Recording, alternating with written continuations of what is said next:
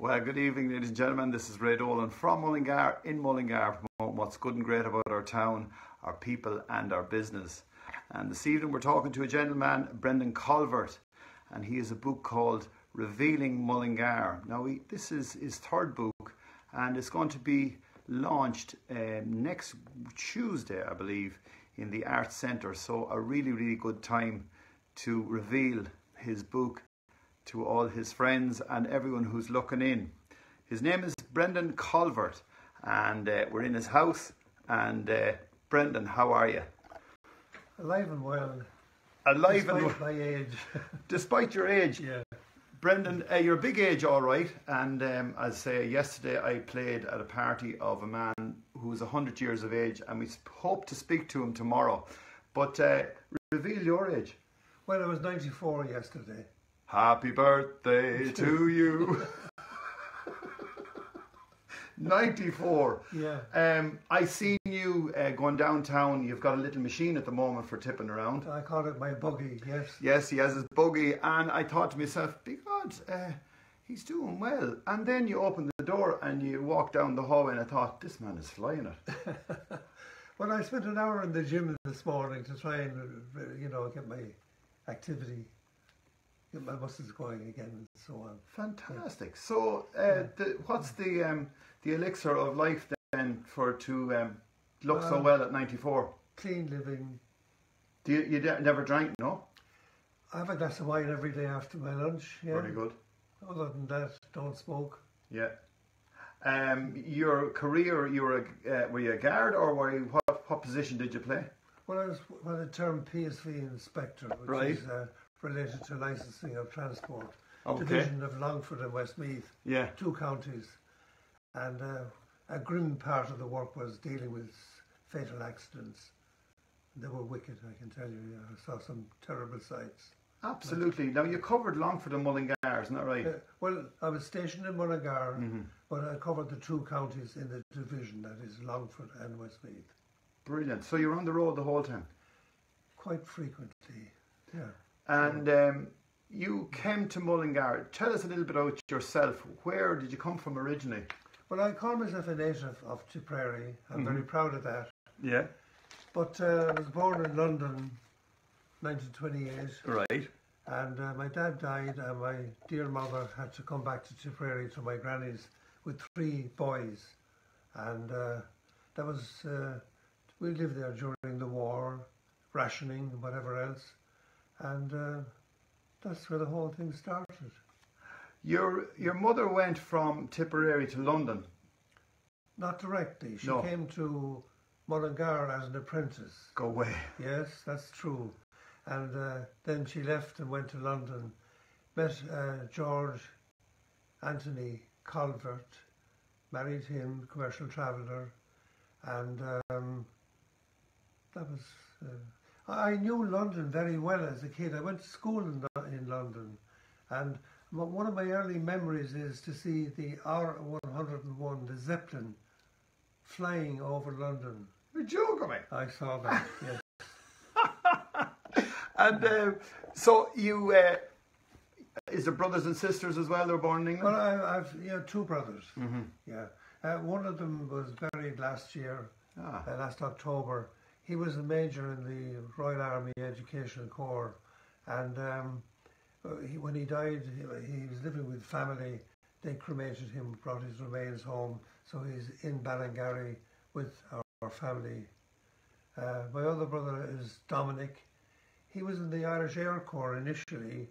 Then he went as a flight engineer with BOSC, and after he finished there, he went to school, went back to university in America, and became an engineer and whatever. So, and he made a big age as well? He's just 90 at the moment. He's young enough, yeah. He's young enough, yeah. True enough. And your other brother then, what age did he... About 93, I think, 92. 92, yeah, when he died, yeah. Now, we're chatting about the book here today. This book is, as I said, it's going to be launched on Tuesday next, the week of the Fleadh, and it's called Reveling Mullingar. Tell us, I have a great love of the town of Mullingar, and I share that. I appreciate that. Yeah. And what I feel is that we have everything in the town. We have everything as far as I'm concerned, and every person that you could meet in the world is in our town. All you have to do is approach them and find out. So if you're looking for something in your life, or you're looking for a business, or if you're looking for an opportunity, I still think that everything is in your town, no matter which town you're in. It's a case that people go away and they go to a place and they say, your man reminds me of that lad in Mullingar. And I always ask the question, did you approach the same guy that you met in America in Mullingar? No. Now, it's a mindset, because you really have to say to yourself, I'll approach that person with the idea of making contact or making an opportunity for them, or, you know, encouraging a conversation, you know. Well, when I arrived in Mullingar, I didn't know anybody at all, other than the people in the Garda station. But I immediately got into the life cycle here in town, and built a house, obviously. In those days you could easily do that. And I joined all of the various activities. I was in St. Dominic's Community Council. I was the one, along with Canon MacDougall, who started the Citizens Advice Bureau here. Right. But from the point of view of engaging in church activities, I was in all the ministries and things like that, choirs. And one thing I must say, one of the most recent things was, let me think for a moment, Sweet Tunes. Right.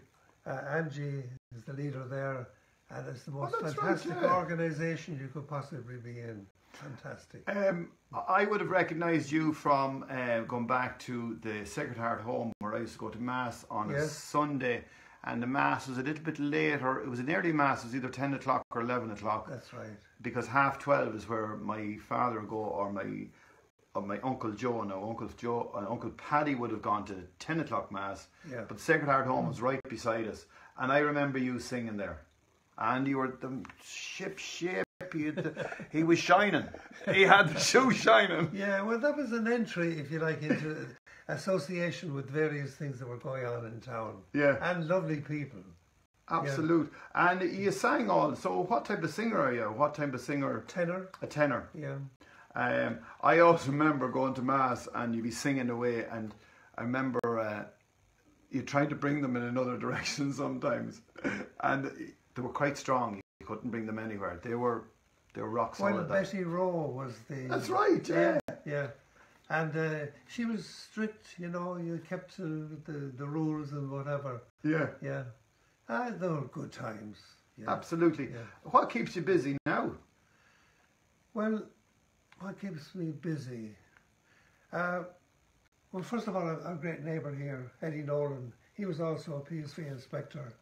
And when we get together for a coffee once or twice a week, we always have something to talk about from the past. Yeah. That's good going. But at the moment, I'm a member of Inklings, which is a writers group which meets on Tuesdays in the Albrook Hotel. Right. And they're very stimulating, the great bunch. And sometimes it's just mainly talking and exchanging ideas and so on. But Inklings is a first class. I suggest anybody with the idea of wishing to write their life story or something should join. Inklings, right. Inklings. And that isn't just only for the hour and a half or 2 hours that we're together. Through the week you do exercises and things like that. And it's probably the reason why this is... As a matter of fact, I do give credit to Inklings in the introductory part here. I say... Read it out there, Flart. Okay. I attribute to Inklings Writers Group, Mullingar, the inspiration to slip into selected numeric historical features in or proximate to Mullingar to reveal significant facts for posterity. Now, getting back to Mullingar Yes. and the whole idea of, you said it's the centre of the universe in a conversation earlier on. To me, it's the centre of the universe as far as I'm concerned. As a slag, I'd say to people, it's the centre of the universe. universe, but in my heart it is. Well, the centre of the universe is, shall we say, a locus or a point from which you can procure access to anything on Earth. And I even mention here about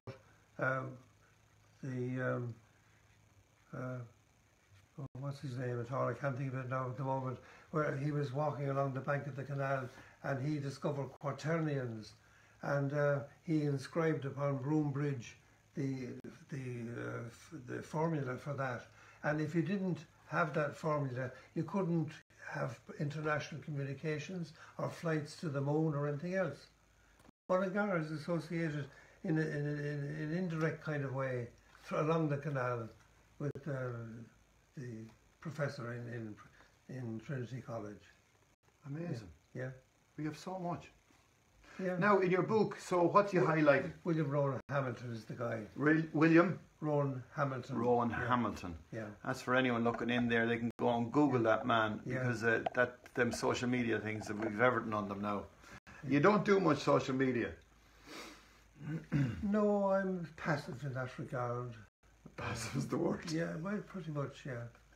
You're right, because in a way it's a whole different approach and a whole different, I don't know, direction. I don't know whether I love social media and all that, but there is advantages and disadvantages to it. Well, I'm your market. Yeah. I'm the one who receives information from others who do all the hard work. But in this instance, I have done quite a heavy amount of work to procure all the information necessary. And once some person who visits Mullingar and picks up this book, he'll want to come back again and again. The lure will be there, I promise you. Brilliant. Yeah. Now, you've made some notes there as well, and you've picked out sort of spots. You've put in a few reminders. What's the first one on it there? Well, one that comes to mind is the Tombow Corner. Right. Yeah, it was the earliest vernacular epic story in Western culture, and it's in close proximity in Rathcrohan. So anybody visiting here with a bit of time in their hands, they might want to go there. We already mentioned Bruna Boina, that's Newgrange, which is a solar observatory, 5,000 years old, and it's in the same condition as when it was built, which no other place in the world can boast about. That's promise true. you. Not even Egypt, like. No, it's all. It was there long before the pyramids of Egypt. Long before it. Loch Derivara, where the children of Lear, the great story of that, and it's also pictured in the stained glass windows in the monastery in the Franciscan monastery in Multifarnham. Which is another great place to go. A wonderful place. What comes to mind is Colvert, and that's where St. Brendon founded the monastery there before he discovered America 1,000 years before Columbus. Well, lads, there already. And he's buried there, by the way, in front of the doorway. Yeah. In Four, is it? In Clonfert. Clonfert. Yeah. Oh, right, Clonfert. And if you visit Clonfert, there's the seat of edicts of the diocese, and on the wall there's an image there of a mermaid to tell people not to be vain, and there's an identical one of that in Kilcooley Abbey in Tipperary. We have so much history in our country. Well, this is where it starts. You begin here and you can find all those wonderful places. So, by the way, don't forget that James Joyce came to Mullingar in 1901-02, and he got most of his inspiration for his early writings here in Mullingar. And if any other city in the world had the access to James Joyce that we have, it would become the biggest thing that they could offer. Yeah, so it's a facility that we need to encourage people. And encourage people. Yeah. Yeah, I agree. The Fla was here in 1951, which was the beginning of it, isn't that right? And in 63. Yeah. Were you here in 63? I wasn't. I was in Galway that particular weekend. Yeah. Yeah. Were you based here at that time? No, I was based in Ballymote in County Sligo. Right. Yeah. Wonderful place too. Interesting that you didn't go to Templemore to do your training. You done it in Dublin. Aha. The early earliest form of policing, which is was created in Dublin. The system of policing that we enjoy here was created by Robert Peel. And it was tested in Ireland first of all, and then implemented. And so successful it was is that every country in the world began to poach people who were trained here to establish policing in their own country. But the depot in Dublin was established for the purpose of training the RIC. Right. And then when we started our training in 1922... So you would have been one of the first guards then, would you? I wasn't one of the first. My registered number was 10710. 10710, right. But let me see. I was 54, so 22, 54. I was an early member, obviously. But the training was moved to Templemore because they didn't have enough space to train the required number to replace those who were leaving. Right. But I worked in Templemore in the college 5 years. Good man. Yeah. Another man that came up is Leo Daly, a good friend of yours. I love him. He's my brother. I've expressed that in the past many times. But Leo Daly was one of the most gifted people you could possibly meet. And he wrote poetry, plays, books, but novels, historian. He was really expert on James Joyce. He was consulted by people from all over the world on James Joyce. He gave you the idea of writing, or he encouraged you? There was every form of encouragement, but simply I was his aide-de-camp. Right. And he didn't have the transport to get around, and there were so many things he wanted to do and places he'd like to visit. Yeah. So I was convenient. But apart from that, bit by bit, I became changed from a person who was interested in law to a person who was more interested in literacy. Wow. And Leo, I couldn't speak highly enough of him. The most wonderful person I ever met. I know some of his sons and that, John. I know John. Yeah. Briefly, not very well, but yeah. I know John. Yeah. And Leo, I would have met briefly as well. He, but I wouldn't really have known him that well either. You know, well, that's your loss. Yeah. Believe me. Yes. Yeah. Yeah. But as I say, we've people looking in here. Do you remember Dr. Kumar? He used to work in the hospital in Mullingar. I met him briefly. Yes. He's watching. Really? Yeah. Imagine. He's up in Killucan, or not in Killucan, in Maynooth, and I met him at an Indian event. And Dr. Raji Kumar. Yeah. Yes. Yeah. So he's watching in there. We have Mary Cross looking in there from Somerset. There's Dr. Kumar. No, we haven't met her either, but she's always... Now, we're sending Dr. Kumar... Oh, it doesn't work out. But sometimes you can invite people on. So what we have is people who are watching in, and some people are leaving messages. Agnes Moore is looking in there from Mullingar. And we have... amazing. I've never had this experience before. Exactly. Jackie Daly. I think we have Margaret Garrity, who's a lady who likes to write poems, and she's downtown Mullingar. Well, come into Inklings. Join us. She probably knows. Hold on now a second. He is a mine of information. Happy birthday, Brendon. She's wishing you a happy birthday. From downtown. We've Libby Dunn, and she would have been the Dunns from up the Dublin Road, and she's looking in there, I think, from Galway. Was that in the army? No, they're different Dunns. Different Dunns, yeah. That's who else have we got here?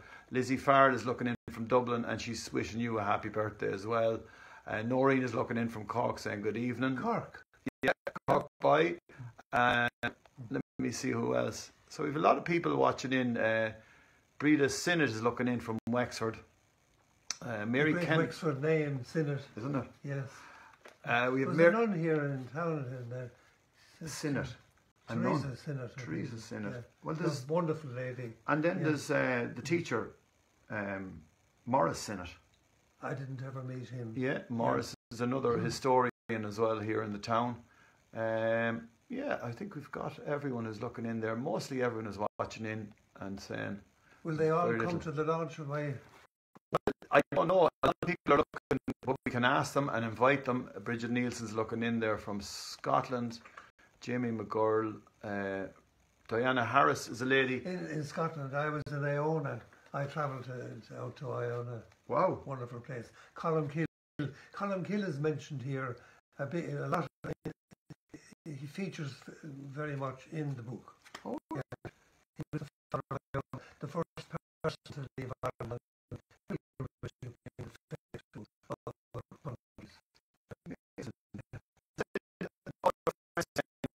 The other night we were playing with our show down in, and Diana liked our page, so she's getting all her posts now, and she's wishing you a happy birthday. That's Diana Harris. And John McCarthy, who originally lived in Mullingar, now is in Dungarvan, and he says hi to all on the bus, because we call it the bus sessions. Oh yes, yes. And he's wishing you a happy birthday. That's John McCarthy, originally from Mullingar. Mary M. Clark is another lady who was in Killarney the other night, and she's wishing you a happy birthday. You're doing well here at the women. I'm making a hit. You're making a hit. Took my time about it. Yeah. So, how many years are you retired now? I retired in 83. That's 60 what years ago? 83. 83. 17, 37, 47. 30. Over 30 years anyway. Oh, well over 30 years. Yeah. Now, a lot of people retire and then they throw they sit down, they sit tea, and they say good night. Retired to work with David Alger as an engineer assessor. All right. His work and mine would have been quite similar, relating to vehicles and so on. I did an advanced driving course in London and came back with a Class 1, which nobody else can boast about, from Ireland. Go away. I did my driving in Broadstone with CIE, and I can say that at one time I could tick off every single one of the requirements for driving license. So you've got the whole lot. The whole. Have you got the motorbike license? Well, I was speaking to a guy today, and he says to me, he's on his Honda 50 and he has his car license, and all his friends were given a license at one stage. All they ticked it off, and he was asking the people who give out the licenses, why can't he, instead of going doing all the exams again? Yeah, I remember that particular time that the state wasn't able to provide testing, and they just ticked them off. An amnesty for everyone. Amnesty, that's right. Yeah. Brilliant. Yeah. So there you are, folks. This is my special guest today, and Brendon Colvert, and it's Breda, his daughter, who contacted us. Brenda. Yeah. Brenda. That's right. Be Brendon, careful. Breda. Yeah. You have to get them right, because Brendon. Yeah, I must get it right. In trouble now. Oh well, you're not in trouble. Anyway, we're going to wrap it up here, folks. As I said, thank you for looking in, and as I said, we're going live here, and if you want to come to this event, it's on in Mullingar this week. So for myself and Brendon, good evening to you all, and bye for now.